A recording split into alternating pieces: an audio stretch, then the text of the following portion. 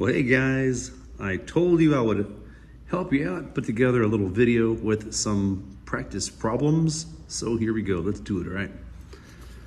So you can see number one looks like a dihybrid cross problem, all right? So let's go ahead and jump into it, all right? So it says, suppose there is a blonde guy with attached earlobes. So as you know, attached is recessive, as is blonde. So let's write that out, okay? One of the things I've always told you is make sure you get in the habit of using a pencil.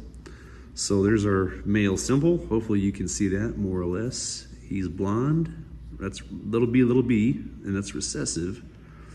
Little e for his attached earlobes. And then what else do we have? His wife is heterozygous for both traits. What does that mean? Big B, big E, little e as well. Okay? And this is important, guys. You can't just jump into it. You've got to show the cross, okay? So now what do? We got to get all the combinations of specifically the B's and the E's. So we do our FOIL. So first, outer, inner, and last. And I do understand that watching a dude do dihybrid cross problems on a video is not the most exciting thing in the world, but some of you need that practice, all right? So in this case, for the guy's combination of B's and E's, it's super duper easy. They're all little b, little e, all right? Now we have the lady. First, big B, big E. Outer, big B, little e. We keep the B and the E in the same order, right? Little b, little e for inner. And last is little b, little e. All right? And again, give yourself a little bit of room, and you're gonna have a square that's gonna look a little bit like this. 16 spots in all, right?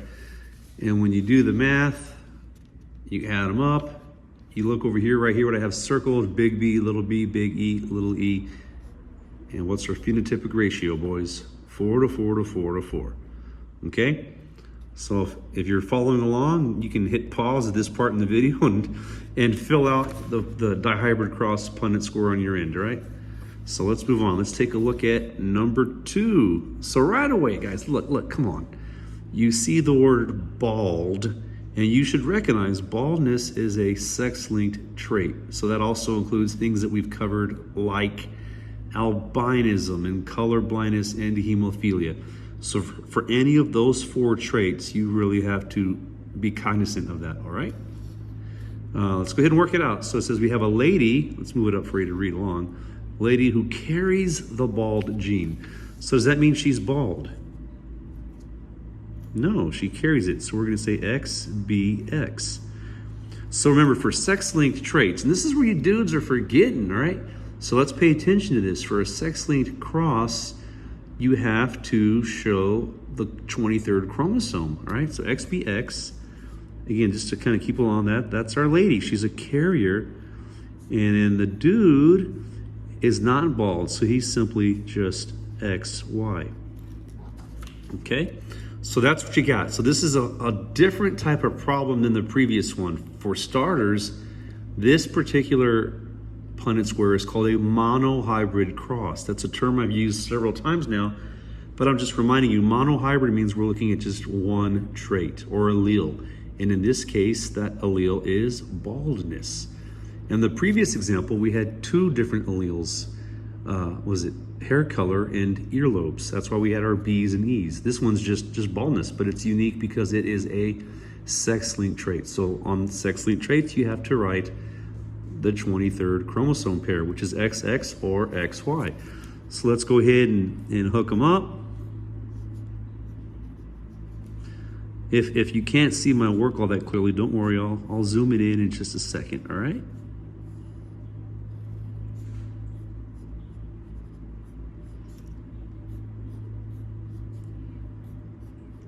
I probably could have done this larger. I'm sorry. Let's take a look here. So this first square right here, and I circled it. We have XBX. First off, that is a female, so we see XX for our 23rd pair. Does that lady go bald? And the answer is no. No, she does not go bald because that second X is large enough. They're both the same size. It's large enough where it carries the matching gene or allele so that it balances out or cancels out that B or bald gene, okay? So what would we say about that daughter there? She, my friends, is a carrier. Now this one, she's not a carrier, nor does she go bald. Over here, XBY, does that person go bald? And I'm circling that one right here. So that's the genotype, XBY. Okay, does that person go bald? Well, most certainly he goes bald. So why do we write a Y for the male combination, right? Because the Y is small. It is a tiny chromosome. Whereas with the females, X and X are both the same size. With males on number 23, the Y is so much smaller, it does not have enough room to carry the other gene for baldness to cancel it out. So with the girl, she has to have two bald genes, one on each chromosome to become bald. Whereas with this guy, XBY, he will go bald. So let's take a look here. My question I might ask you on a future test or lab or homework assignment or whatever is this: what percentage of their kids will go bald? What percentage? And one of the things I always tell you as well is it's okay, it's a good habit in fact, to use markers. So I'm going to circle that guy again. That's it, that's the guy that goes bald. And what's the percentage? 1 out of 4. Now what if I worded this slightly different? What if I asked what percentage of their sons go bald? Then you would say 50%, all right? The last thing I'll touch base on, if you're doing a Punnett square with something like a T, like suppose it's heterozygous for tallness. That was one of your homework problems, okay? And again, tallness would be like the pea plants that Mendel was crossing. Notice how I put the lowercase t kind of cursive looking there. So anytime you have traits where the lowercase looks like the capital, like the lowercase s, that kind of thing, you notice I will always write them as cursive.